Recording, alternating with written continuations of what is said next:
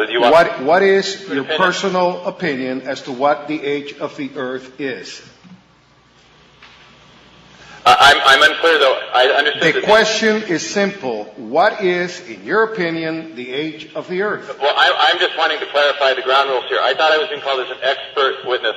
So why are you asking me about my personal opinion? That's not the issue. Now, please answer my question. What is your personal... This is going to be fun, Pedro, but I would like to understand the ground rules here. Mr. A, why am I being asked about Chairman, personal opinion? if he's not going to answer my questions, I'd ask that his testimony be stricken from the record.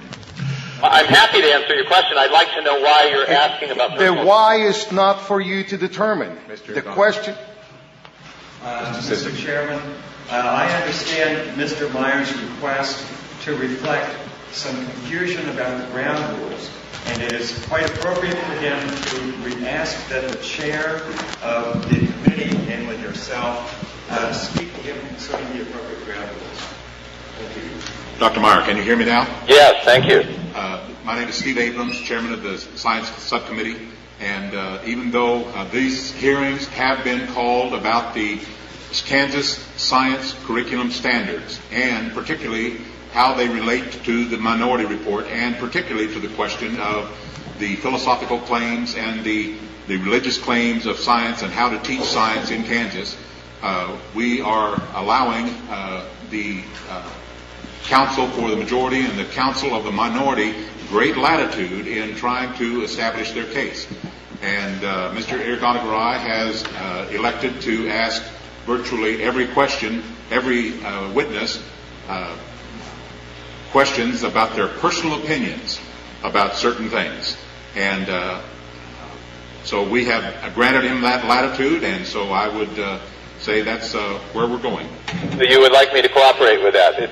You can either answer yes, no, or I don't know, or whatever you want to do. But that's okay. It seems I'd like you to cooperate. It seems a transparently obvious strategy to impeach the credibility of your witnesses, but I will cooperate. So my answer to your question, Pedro, is that both my personal opinion and my professional opinion are the same. I think the Earth is 4.6 billion years old. I think the universe is... No, just the Earth. I didn't ask you about the universe. You don't want to know about the universe, okay? And I would further. No, Mr. Meyer, please just answer my question. I'm not asking you other opinions. I simply requested to make a point here, ask the chairman if I may make a point. Mr. Chairman, would you instruct the witness that there is no subpoena power here and that he is under no compulsion to answer, and he would suffer no penalty if he chose to decline to answer? He can answer the questions to his extent, however he would like to answer them. And does that mean I may say something else about the age of the Earth? Then Mr. Irganagaray is going to ask the questions that he thinks important, and he may repeat the question. And he will ask, my guess is that it'll be a yes or a no answer, or some side of an answer like that. If you feel comfortable answering that, say yes, or if you don't know, say you don't know, whatever it is. I mean, be truthful and answer however you feel comfortable answering. Right. May I say anything more about the age of the Earth, then? I'm the one asking questions here, Mr. Meyer, and all you need to do is to answer my question. Okay, I think the age of the Earth is 4.6 billion years old. That is both my personal and my professional opinion. I speak as someone who was trained as a geophysicist. Okay, I'm not asking you about that. I just asked you for a number, and you have given it to me. Okay, and that's all you want is the number. My questions are pretty clear, Mr. Meyer. You need to understand that scientists are not interested in the answer. They're interested in the evidence that supports an answer. All right. Do you accept the general principle of common descent, that all life is biologically related back to the beginning of life, yes or no?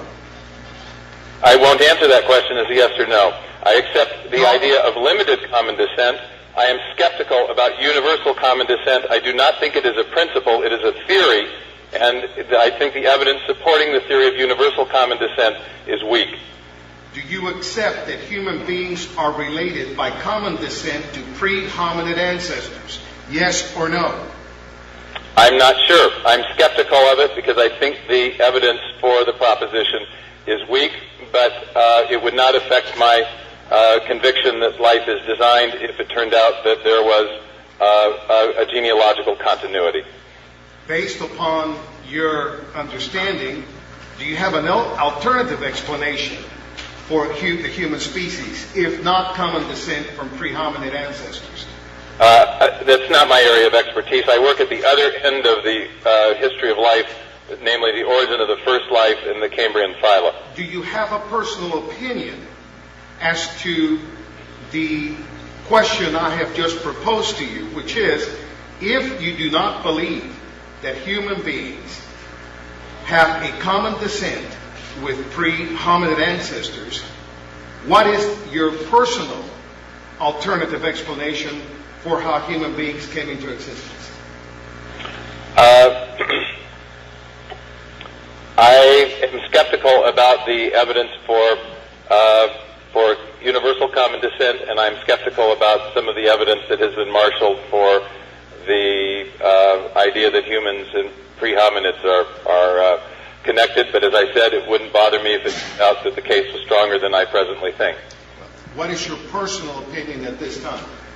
That I'm skeptical about the Darwinian account of such things, but that it wouldn't bother me if it turned out to be different. I also would tell you that I think that humans and the rest of the non-human living world, that humans have qualitatively different features that I think are very mysterious and hard to explain on any materialistic account of the origin of human life. You think it's wise for science, without a supernatural model, to attempt to answer those questions that we still don't understand? You know, I don't really work in that area, so I'm not going to venture any more opinions about the topic.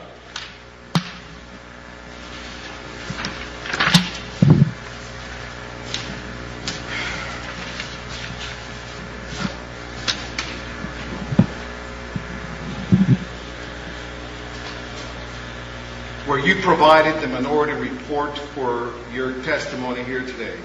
Yes, I have it in my lap. Were you also provided with draft 2, the majority opinion? I have the majority opinion insofar as it applies to your evolution standards. My question was, were you provided draft 2 of the majority opinion in total? Yes or no?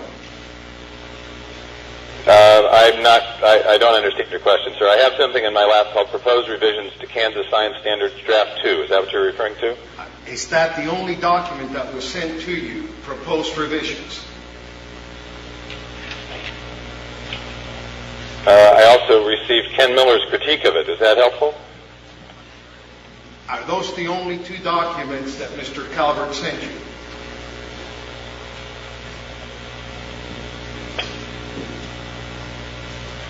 Yes, I suppose it is.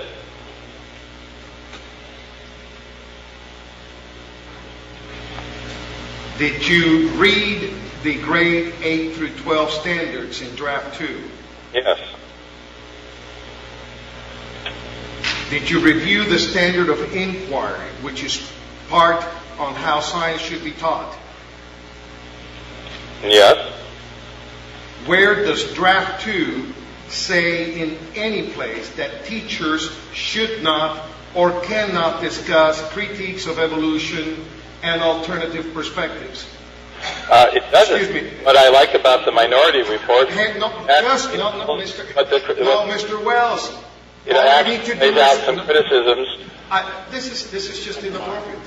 No, you're inappropriate, sir. If you're only interested... Listen, all you have to do is answer my question. If you're only interested in yes questions, then you really don't want to... Please put up page 1 and... please put up on the screen page 1 and 2 of the standards for 8 and 12 education, please. Mr. Calvert. Mr. Wells, we'll get along better if you just answer my question, please. Dr. Martin. I'm really not interested in getting along. I'm interested in the truth, and your mode of questioning doesn't seem to be directed in that vein. You're trying to impeach my credibility with yes-no answers, and I'm not going to allow you to do that. Just answer the question. That's all you need to do.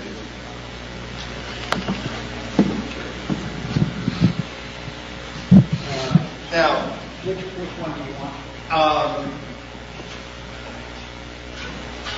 Standards for 8 through 12, please. Yeah, right there. No, page 1 and 2 of the 8 through 12 standards. Page 1 and 2 of what? Of the standards.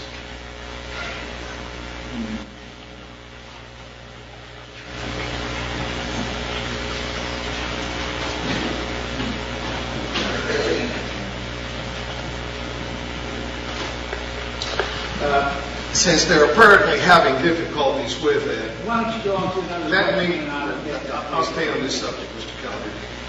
Let me read to you, sir, from draft 2, relevant parts of the high school standards. And the reason I want to do this is because I want to make it perfectly clear that our standards do encourage critical thinking, open discussion, and the entertainment of alternative hypotheses. Super. I have more power to you, and the additional changes that make clear some of the criticisms that should be presented to students are then building on that already sound foundation. From the standards, number 1, actively engages in asking and evaluating research questions. You would agree that that is important, do you not? Oh, I do. Number 2, actively engages in investigations, including developing questions, gathering and analyzing data, and designing and conducting research. You would agree with that, would you not? I do, and that's one of the reasons that I think the specificity of the minority report is very desirable, because it lays out some of the criticisms of Darwinian theory, contemporary Darwinian theory, that students should know about. Do you see anywhere in the standards the use of the term Darwinian theory? Oh, I see your term biological evolution, which to anyone who knows the current literature means neo-Darwinism.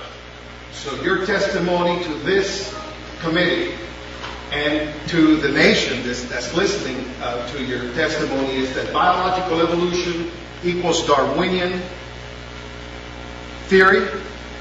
My testimony is that the current orthodox theory of biological evolution is still neo-Darwinism.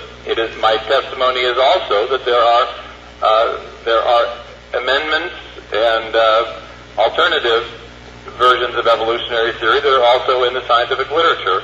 And they are in the scientific literature precisely because of inadequacies in neo-Darwinism that students need to learn about. But their textbook version of the theory is still neo-Darwinian evolution. Number 3, actively engages in conducting an inquiry, formulating and revising his or her scientific explanations and models, parenthesis, physical, conceptual, or mathematical, close parenthesis, using logic and evidence, and recognizing that potential alternative explanations and models should be considered. You have no problem with that, do you? No, I think that's good. 4, actively engages in communicating and defending the design, results, and conclusion of his or her investigation. You have no problem with that, do you? No. Do you see anywhere in the standards the word unguided? In your original standards, no. It is a fact, however, that in the suggested modifications, the minority has interjected the word unguided, correct? Correct.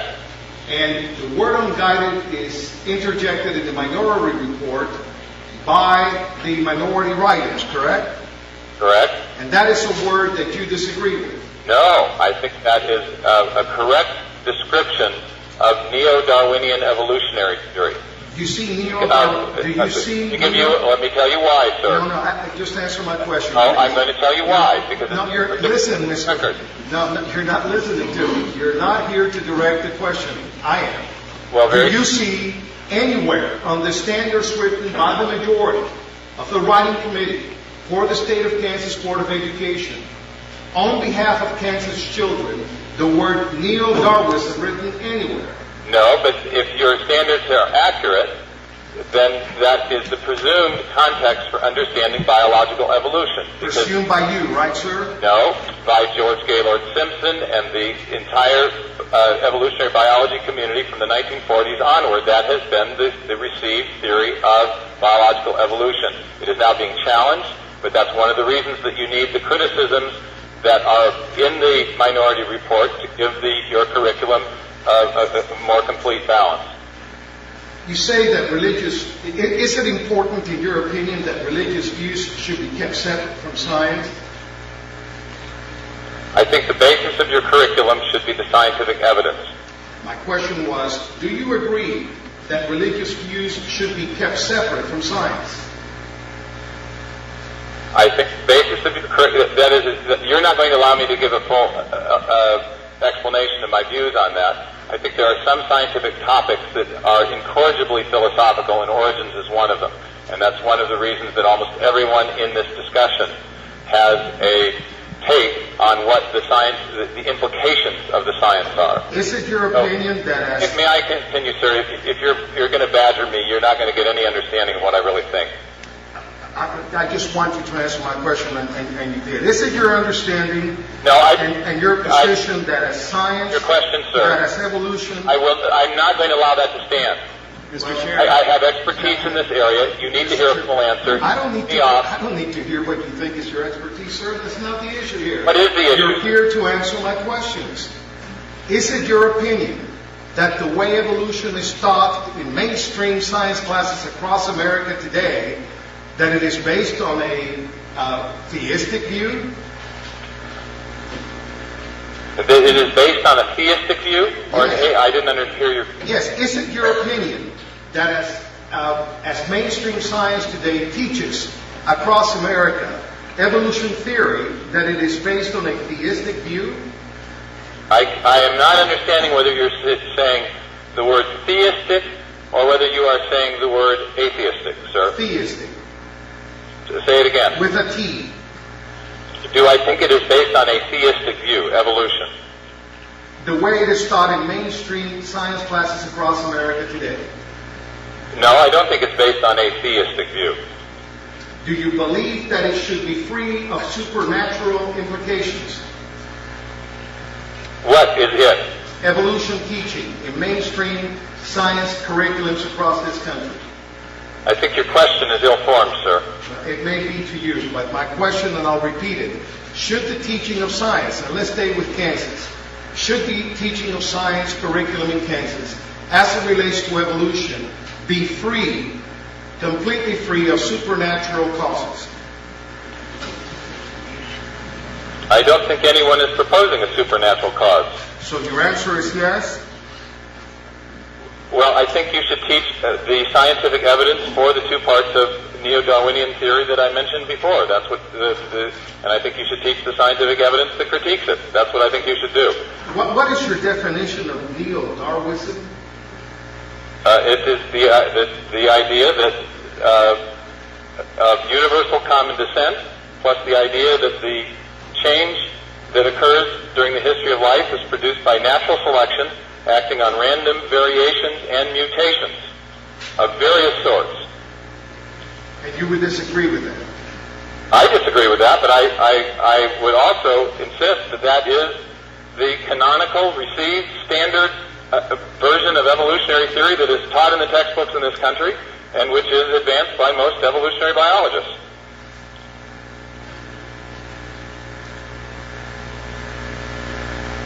Is it your opinion that Draft 2 represents a materialistic and atheistic perspective?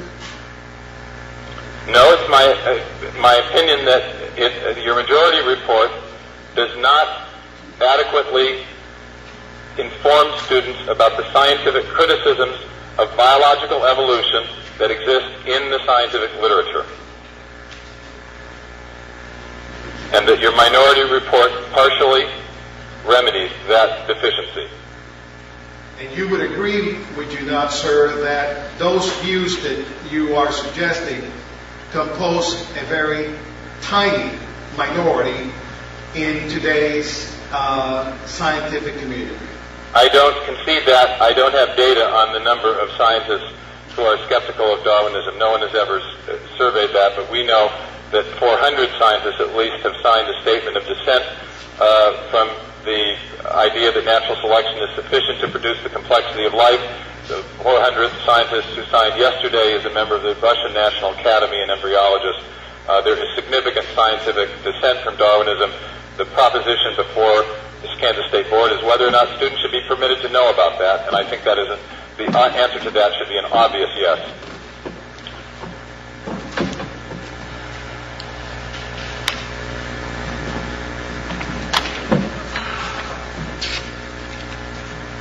You talked a minute ago about whether or not Mr. There's no question. Would you explanation please tell the should be separate witness from there's no science. question I think, on of course, the... that's obvious. By the same token, There's no question on the floor, sir. Just hang on a moment.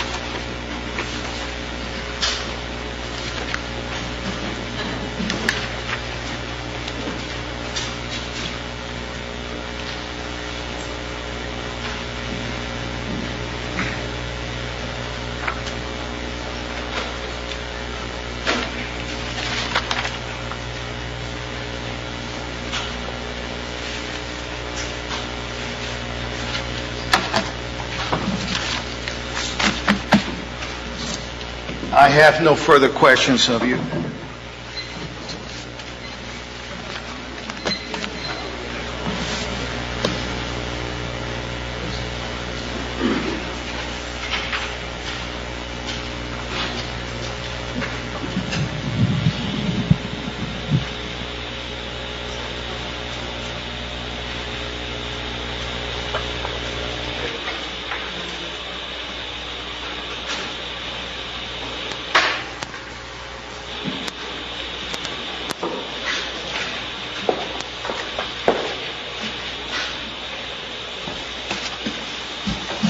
Dr. Meyer, this is Steve Abrams. hello, sir. I have a couple of questions. I heard you say earlier that I understood you to say that there are some different methods of testing historical science other than that which has been posited by Dr. Popper. Did I understand correctly? And if so, would you comment on those other methods? Certainly, the Popperian idea of falsification by prediction under controlled experiment has been criticized by other philosophers of science as being inadequate. And whether or not it is universally inadequate for all of science, it is, in my opinion, clearly inadequate for capturing the methods that are used by historical scientists.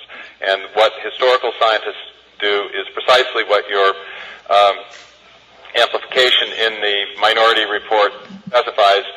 They test theories by comparing their explanatory power, not their predictive capacity, but mainly their explanatory power against competing hypotheses. So that's the reason that you feel it is inadequate, is because of its explanatory power? What is inadequate, sir? That you were saying that the idea of falsification is inadequate? Is that what you're saying? Yes. There's a wealth of literature in the philosophy of science now showing that scientific theories, that explanation of already known fact is as important or more important to testing a scientific theory as prediction. Prediction plays an important role in some sciences. In the historical sciences, explanation of already known facts and comparing the explanatory power, the competing explanatory power of different hypotheses is the main way of testing. Although, as your minority standard, what was it, the 6C there that I looked at before? Let me get the exact page. I think correctly captured the idea that historical theories do make predictions about the kind of evidence, circumstantial evidence, that should be present or that might be found. And so there is a kind of weak sense in which prediction still plays a role in the testing of historical hypotheses, but the most important mode of testing in historical scientific hypotheses is by assessment of comparative explanatory power. Earlier you talked about the demarcation between science and religion. you have some work in that area, I take it? Yes, I've published several articles on that. I mentioned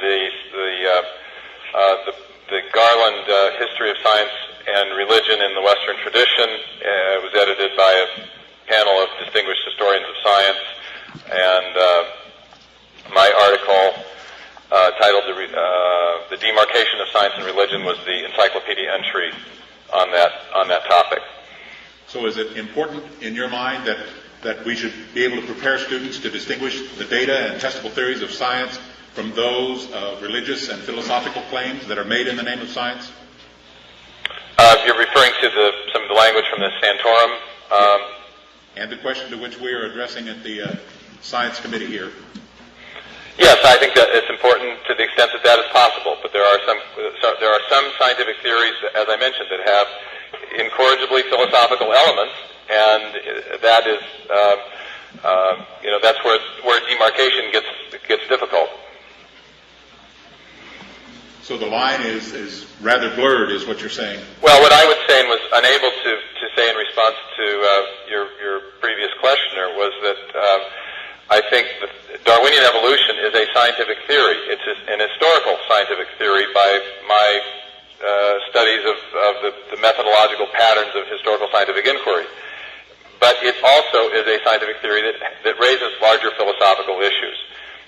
The theory of intelligent design, which I understand you are not acquiring, and we endorse that decision as a policy decision, also is an historical scientific theory that raises larger philosophical implications. So the two are equivalent in that respect, and they are, in fact, with respect to their attempt to explain the appearance of design in biological systems, they are competitor hypotheses. How would you differentiate between the idea of what might be considered testable theories of science versus those that are not testable theories of science? Well, I think any proposition where let me back up and where you have evidence that bears on the truth or falsity of a proposition, there is usually a way to test the proposition. If the proposition cannot be adjudicated by evidence, it becomes untestable. So if it's untestable, is that what is that? That would be an untestable proposition. Okay. Do you think that it's important, therefore, to make certain that our students understand the range of the controversy and why the controversy is generated? I definitely think it's important for them to do that, although our specific recommendation for how to do that is that students should be taught the evidence for biological evolution, and they should be taught the current scientific evidences and arguments against it as they are, as those evidences and arguments appear in the scientific literature and as they are promulgated by scientific critics of the theory. And they should be permitted to know about alternative theories if a student or a teacher raises a discussion point about alternatives in the classroom. But those alternatives at this point should not be mandated. I have no further questions. Just a moment. Ms. Martin has a question for you. Hi, Dr. Myers. I'm background as a teacher, and I have not taught high school biology, but I have had several high school teachers give me this concern that the current textbooks now are seeming to present historical science as a fact, especially where this evolutionary issue is concerned. Can you rephrase your question? I'm not quite sure I understand what you're asking me. Are you aware that any of the textbooks in high school science are presenting this historical science of evolution as a fact rather than as a historical science? Well, I think they are presenting it as an uncontested theory. It is. I don't accept that. Most textbooks refer to Darwin's theory as a theory, but the problem is that they don't present the scientific. They only present the scientific evidence that supports it. They systematically exclude, by omission, the scientific evidence that challenges it. In very few textbooks do you read anything about, for example, the Cambrian explosion, though very recent scientific literature makes clear that the Cambrian explosion is a significant challenge to the neo-Darwinian synthesis. That is to say, again, the textbook theory of biological evolution. And the one or two textbooks that do mention it do not explain that the Cambrian explosion creates a significant evidential challenge to the theory. So I think the way sometimes this issue is framed as theory versus fact. I think that's the wrong way to frame it. I think everyone understands that biological evolution is a theory. The question is it a well-supported theory? And are there criticisms of the theory that students should know about? We think there are such criticisms, and I think your hearings have been properly structured to fact-find as to whether or not such criticisms exist. So if a student did receive only one side, he might infer himself that this is a fact rather than just a theory. He might infer that it is an uncontested truth in science. And I understand that many students would probably phrase it that way, that it was a fact, but the structure of the theory itself is such that I'm reluctant to call it, to say that anyone's claiming that it's a fact. What they usually claim is that it's so well supported that no one doubts it, that sort of thing. I mean, when I say someone, I mean people within the scientific community. And that's been making it hard for a lot of teachers to understand what their position should be on this. So thank you. Yeah, exactly. I think there's and what you're getting at, and what I mean, the main thrust of your questioning is that the theory is presented in an uncritical and dogmatic way in most textbooks, and I think that is absolutely correct. It's presented that way. There's a vibrant scientific discussion of the theory that includes some very significant criticisms of the theory. I know you've heard about other witnesses this week. Really, the only proposition before you, I think, is whether or not students should be required to learn about some of those criticisms if they're also going to be required to learn about the theory. And I think the answer to that should be clearly yes. Okay. Dr. Meyer, that's the end of the questions. We really appreciate it. Thank you very much. Thank you for having me. Thanks.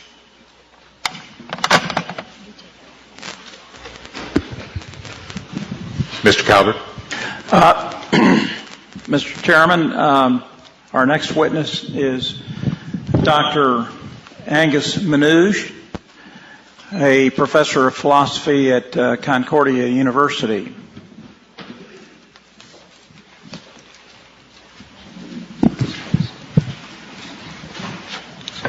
John, do you have my PowerPoint? Yes, I have. I'll tell you when the slides I want. Yeah, I do.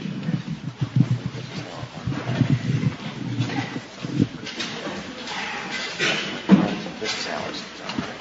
You do this one. I didn't. You did not do this one. Yeah. Dr. Manouche, would you please... Please hold it down.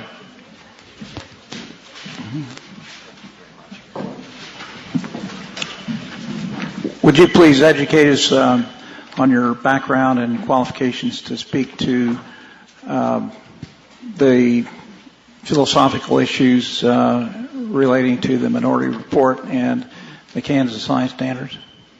Yes, I have a Bachelor of Arts from Warwick University in England, and then I did my Master's and PhD degree at the University of Wisconsin-Madison. And the focus of my research was on intelligent action, agency in the case of human beings. And since then, I've done research on action theory, agency, philosophy of science, and also science and religion issues. In 2000, Concordia University, where I have worked for the last 14 years, hosted the Design and Its Critics Conference, which matched up the leading proponents of intelligent design and their best critics from the defenders of Darwinism. And out of that conference, there then emerged the Cambridge University Press book, Debating Design from Darwin to DNA, which is a peer-reviewed book, and it shows the different views there are on origins, including standard Darwinian evolution, self-organization, theistic evolution, and intelligent design. And it's one piece of evidence that, of course, there is an ongoing controversy. And all of this really relates to the topic of methodological naturalism, which I am going to be speaking about. As a sort of preliminary question, I believe, would you agree that at some point I sent you an email that had attached to it the Minority Report? You sent an email which had the website for the Kansas Science Standards, and I was able to access the Minority Report and the Majority Report.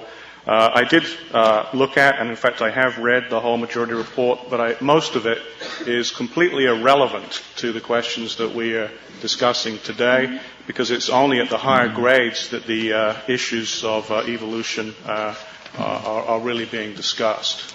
Do you know of any instance where any information was withheld from you regarding the Kansas Science Standards?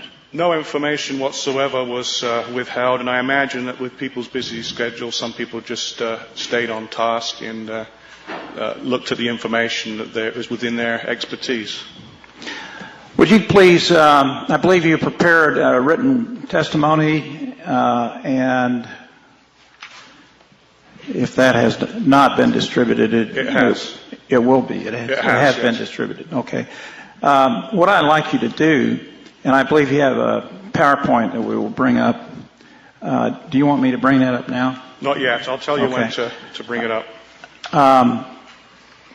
What I might do is get it started anyway. Okay. But what I would like you to comment on is the extent to which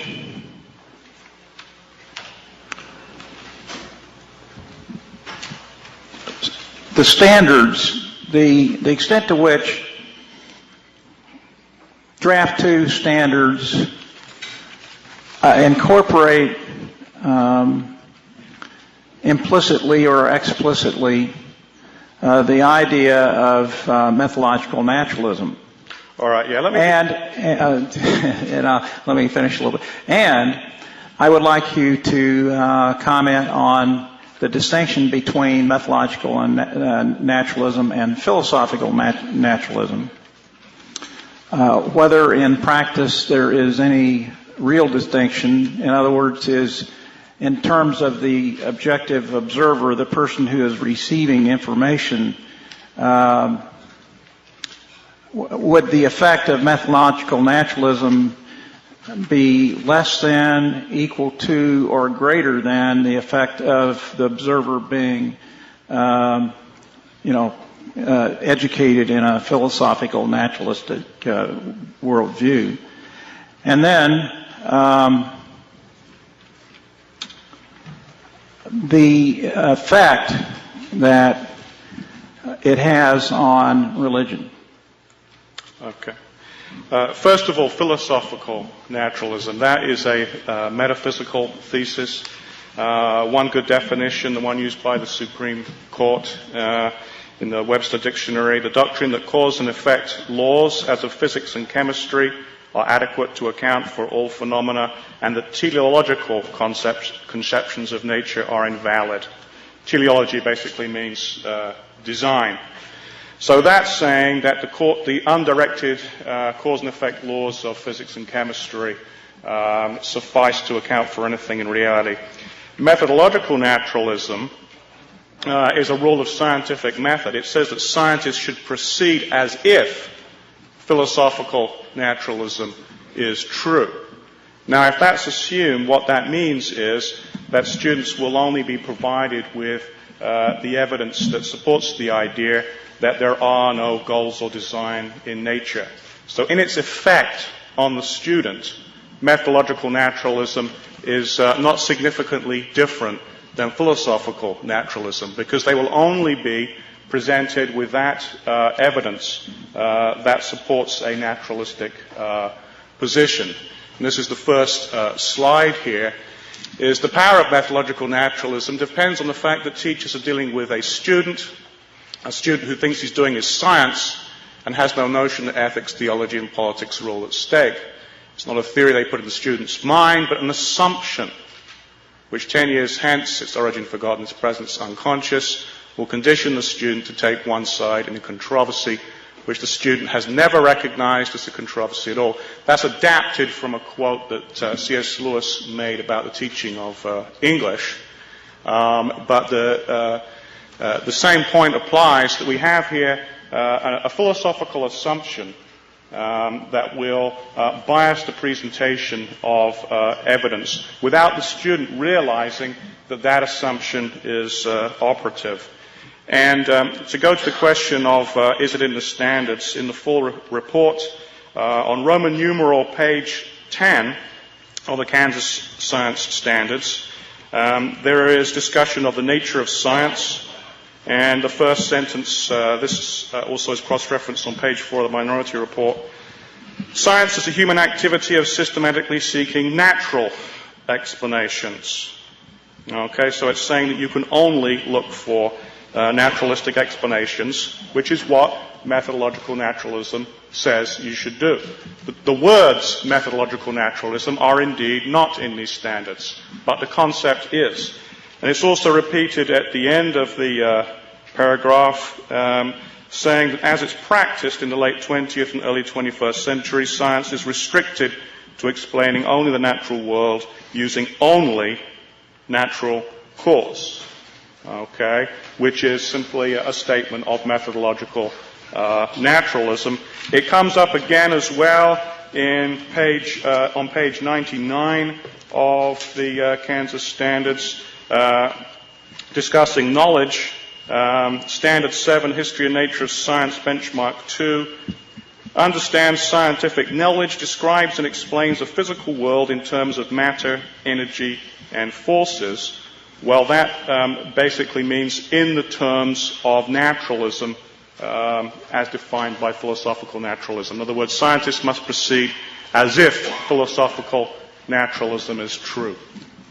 Now, by not disclosing that assumption, it may in fact be even worse than if the assumption was used but it was disclosed, because then at least it could be discussed. And then those who hold for example, a theistic worldview could at least see that this view was in fact biased against their views, because it means that they can never consider any evidence that could possibly support a theistic worldview.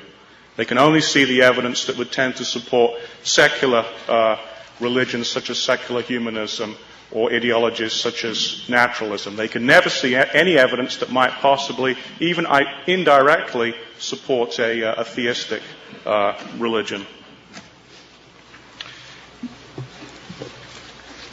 Now, what I'd like to do, can I continue with the various problems that methodological naturalism? Yes.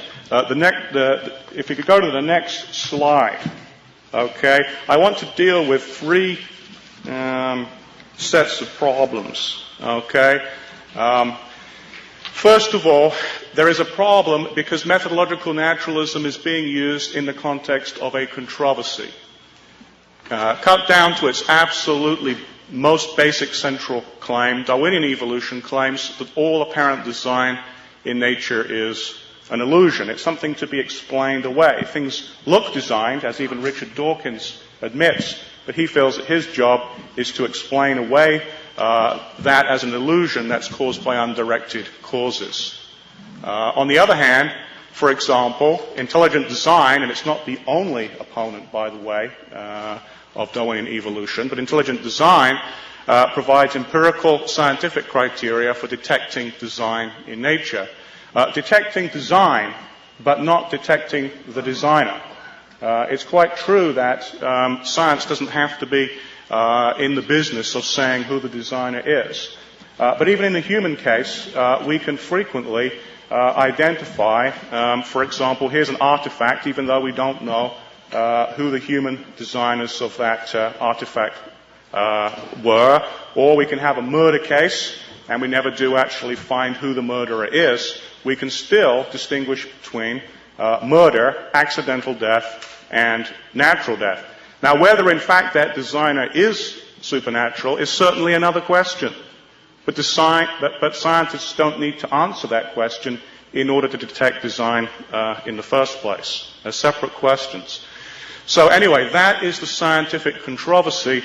And what I'll be arguing is that methodological naturalism is a bad thing because it basically denies the controversy and therefore prevents students from being informed about all sides of the evidence. Students, above all, should be informed. Well, what does it take to be informed?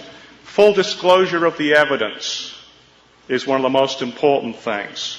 Okay, I'm going to look at the effect of methodological naturalism in science education. If you'd like to go to slide 3, please. Basically, methodological naturalism says scientists should proceed as if there is no design in nature. So that prevents the Darwinian claim that design is an illusion from being tested. If you make the claim that design is an illusion, the only thing that could prove that you are mistaken is some evidence that would show that at least some of the design is real. If there can be, by definition, no such evidence, then there is no way to ever refute the claim that design in nature is an illusion. It's not, by the way, that the Darwinian claim itself is unscientific. It's perfectly scientific and it's perfectly testable. It is rather joining the Darwinian claim to methodological naturalism that insulates it from being tested, because it means that only the evidence that supports the theory can be presented, not the evidence that would count against it. And by the way, I'm appealing here in this understanding of education to the standards that come from the National Assessment Governing Board under the auspices of the No Child Left Behind Act. They argue that education should be secular, neutral, and non-ideological, and they define all of those terms. Secular means that they don't favor or oppose any religious perspective. They stay neutral as between religions, so that would mean being neutral as between theistic and atheistic religions. And neutral and non-ideological means, among other things, that they will not advocate a single perspective on a matter of controversy. Okay? That's what it means to be neutral and non-ideological. Okay? So the argument I'm going to make here is that methodological naturalism does not properly inform students. The only way that you can properly inform students on a matter of controversy is to inform them of both sides of the controversy. But in fact, you have a single perspective. This would be analogous to what occurred with some companies like Enron, where you provide only positive financial indicators about a company and allow people to conclude that your company is in fact healthy. Or notorious tobacco company scientists who presented only that evidence bringing out the beneficial results of tobacco. This is a failure of full disclosure. Okay, and it's what's known in logic as the fallacy of suppressed evidence, where you make a conclusion seem much more certain than it actually is by only presenting that evidence which supports the conclusion, while suppressing the evidence which points in a contrary direction. So that's how it relates to education. I think students should be informed of both sides and then be allowed to make a decision on the basis of the evidence. And I'd like to as well comment on two other features. How does methodological naturalism adversely impact scientific explanations of origins? Well, as we just heard from the previous speaker, Stephen Meyer, in origin science what we're looking for is an inference to the best current explanation. That is, there is a variety of data available and there are a variety of competing explanations, and what the scientist does is select that explanation which gives the best account tested against its competitors. Now, the crucial thing here is this inference is only as good as the range of competition that you allow. Okay? It's no good saying, yes, yesterday I again won my foot race, which I run by myself.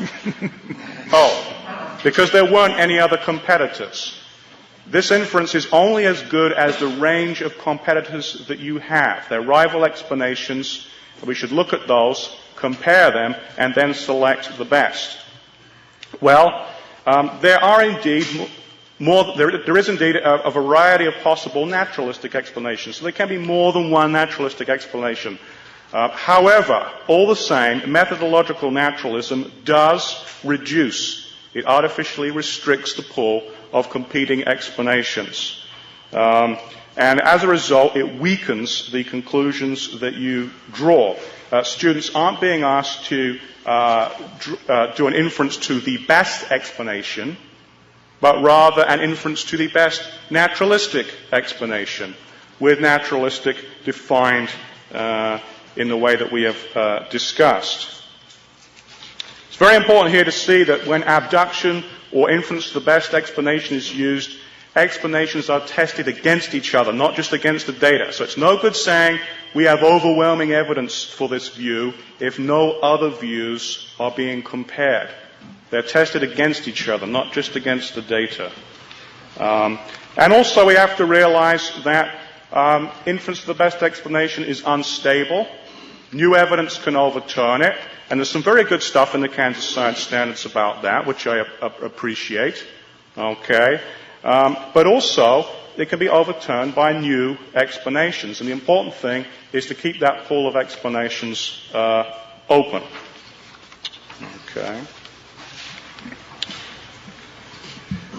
Now, the third thing I'm asked to comment on is the issue, you asked me at the beginning about the issue of the impact on religion. Basically here it's very, very important to emphasize that it is not the case that being religious means being theistic. That's simply a fallacy, all right? According to the consensus of philosophers of religion, such as you have, for example, the work of people like Tillich, who talked about the ultimate concern that people have, great theologian and philosopher of religion. But also, according to United States law, there are certainly humanistic religions. You can certainly be religious without believing in God. Okay? Atheism is just as religious a position as theism, and certainly secular humanism has been ruled as being a religion for First Amendment purposes. The Smith case in 1987 is particularly important there. So, in that environment, what does it mean for science to be taught in a secular way, as defined by the National Assessment Governing Board?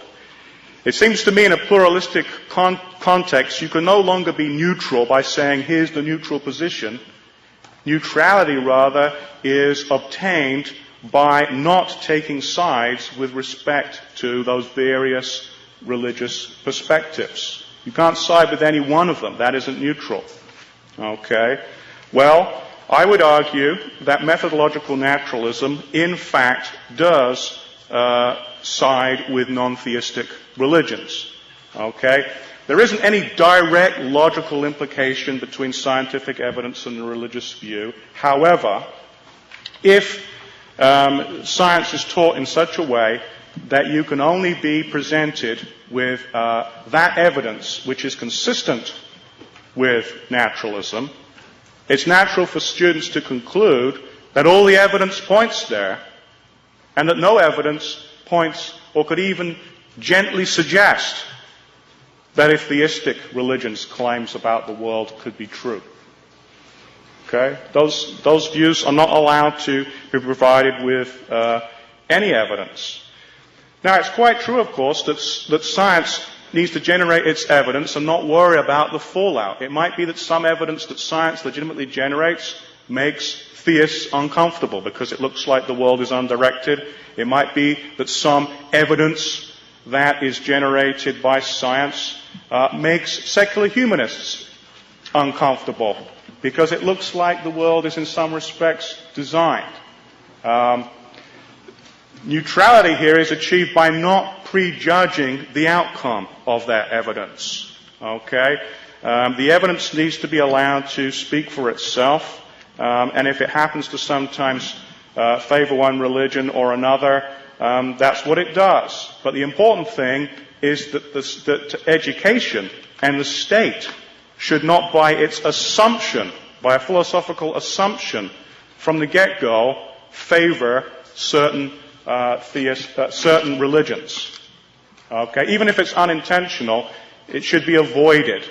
There shouldn't be any favoring of secular humanism from the assumption, and I believe that that is what is occurring if you use methodological naturalism.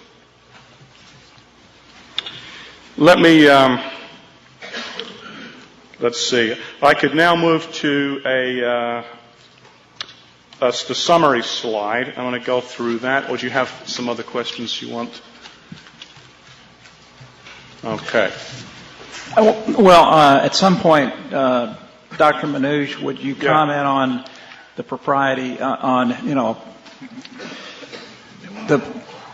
the way in which the Minority Report deals with this, and is that an appropriate way to deal with it, and it's an appropriate way to solve the problem? Right. Do you want to go to the next slide now, or do you want to cover that first? No, that's just the last summarizing slide. Let me just talk about this. The proposed changes to the nature of science paragraph that you've made on page 4 of this summary of the Minority Report, I think are very good because they are neutral. The sentence saying that science is the human activity of seeking natural explanations for what we observe in the world around us is struck, and we have a neutral account of science in terms of its methodology, the empirical method, hypothesis testing, measurement, all those kinds of things which good scientists do, but with no reference to a methodology that tends to screen the evidence so that it will favor certain metaphysical and religious positions. I think it's an excellent revision. Would you also comment on the provision on page 22? Yes. On page... Here it is. I have it on the screen. Okay. Yeah, that's very good. No one objects to the fact that science is about the natural world. It's just that starting in the natural world, we don't necessarily end up there, at least if nature is being defined in those terms. As we heard from Mr. Barham earlier, some people have a wider picture of what nature is. But even so, it's important to say that plenty of scientists don't think matter, energy, and forces exhaust reality because they believe in information. The obvious fact that human beings intentionally design things. And in my area, philosophy of agency, most philosophers do not believe that the human ability to design things can be reduced to those kinds of naturalistic causes. And I think that becomes quite absurd because no one denies, for example, that there is a science of forensics that can determine whether or not somebody was intentionally murdered. All right? There's a design inference that's being used all of the time. And it can be done, notice, without settling the metaphysical question of whether people have souls or not. It's a complete red herring to suggest that the only way that you can make design inferences is by loading in lots of metaphysical conclusions about which obviously scientists will disagree for their personal and religious reasons. So I think that that's an excellent, simple correction to the standards. I'd like to take you back just briefly to page 4.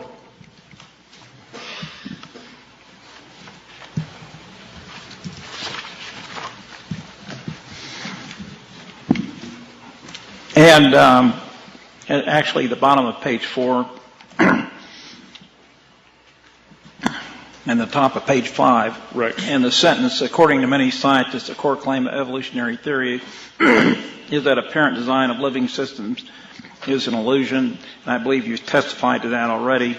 Other scientists disagree. I believe you've testified to that. Excuse